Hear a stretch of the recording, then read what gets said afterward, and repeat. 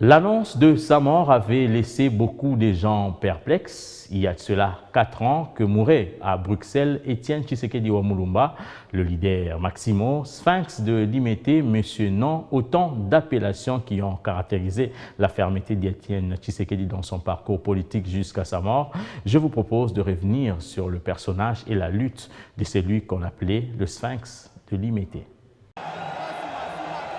En 4 décennies, Étienne Tshisekedi s'est notamment fait remarquer par sa popularité, mais aussi par son tempérament volcanique. Monsieur Non avait-il été surnommé par le magazine d'information Jeune Afrique?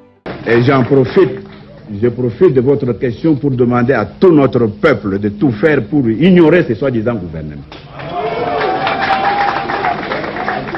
Et de résister avec la dernière énergie contre toute tentative de nous imposer un gouvernement quelconque qui n'ait pas de base de légitimité populaire.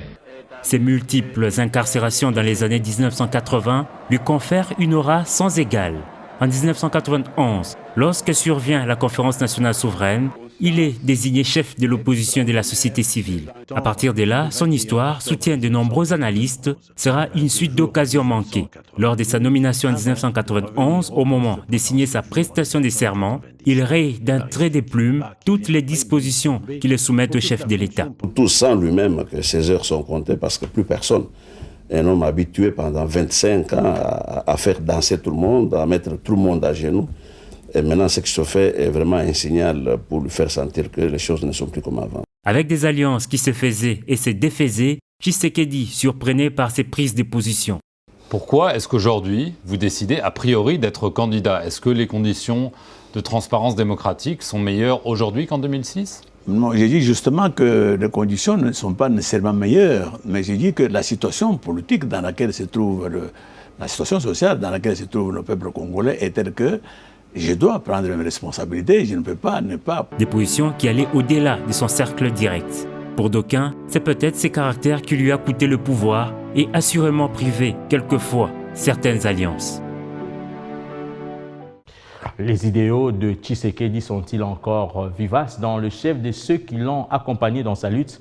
Quel héritage le précurseur de la démocratie a légué à ses disciples? Félix Matoudi a rencontré quelques proches d'Étienne Tshisekedi.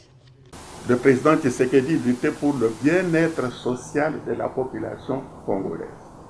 Et il savait que pour arriver à un bien-être social de toutes les populations, on devait vivre dans un état de droit. Et jusqu'à sa mort, le président Tshisekedi n'a jamais... C'est un homme qui a vécu également une vie intègre.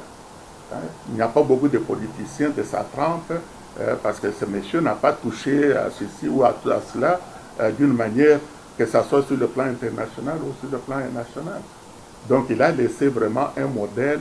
Le président Tshisekedi, c'est un bâtisseur, c'est quelqu'un qui a bâti une école. Et cette école, évidemment, beaucoup de jeunes que nous fréquentons, nous leur demandons d'intérioriser, si vous voulez, cette vision, s'ils veulent vivre une vie meilleure dans ce pays. Monsieur Tshisekedi, c'était un esprit supérieur, dont à lui seul, dans sa personne, il incarnait toutes les valeurs que moi je connaisse de ce monde. Monsieur Tshisekedi, c'était un homme très courageux. Monsieur Tshisekedi était un homme honnête. Monsieur Tshisekedi était un homme intègre. Monsieur Tshisekedi était un sage. Voilà toutes ces qualités que Monsieur Tshisekedi réunissait autour de sa personne.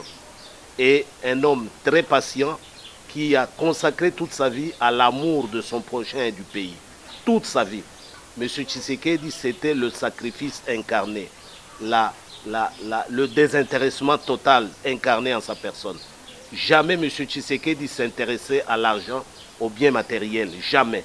Monsieur Tshisekedi vivait sa vie comme tous les Congolais, chez lui à la maison, dans le dénuement et quelquefois même dans les privations.